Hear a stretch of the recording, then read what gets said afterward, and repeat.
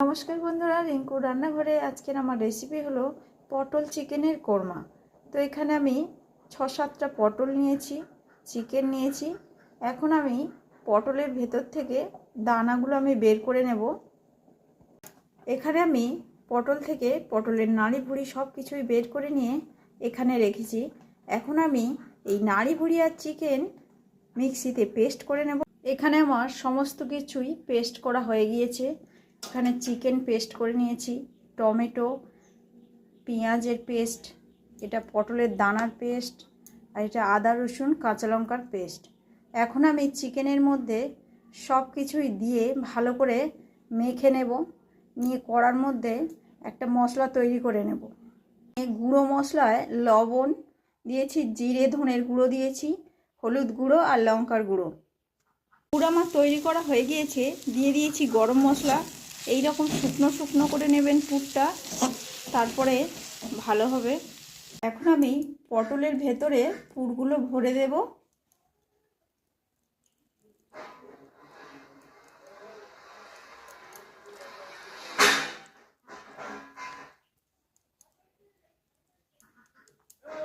আমি এইভাবে সবগুলোই ভরে নেব।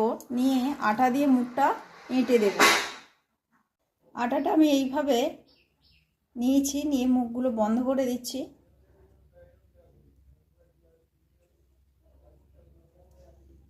সেম প্রসেসে সবগুলোই আমি করে নেব। কড়াই তেল গরম হয়ে গিয়েছে, অল্প আমি নুন দিয়েছি আর হলুদ দিয়ে পটলগুলো ভালো করে আমি ভেজে নেব।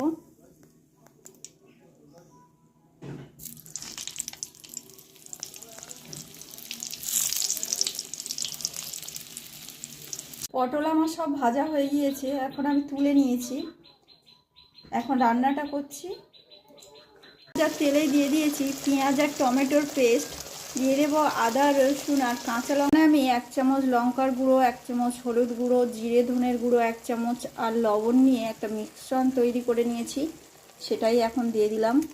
মশলা কষা হয়ে গিয়েছে, দিয়ে দেব জল, দিয়ে দেব পটল,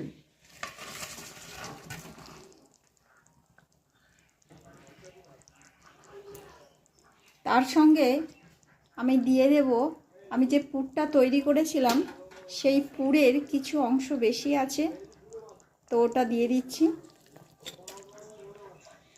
রান্না আমার হয়ে এসছে, সব শেষে দিয়ে দিচ্ছি গরম মশলার গুঁড়ো।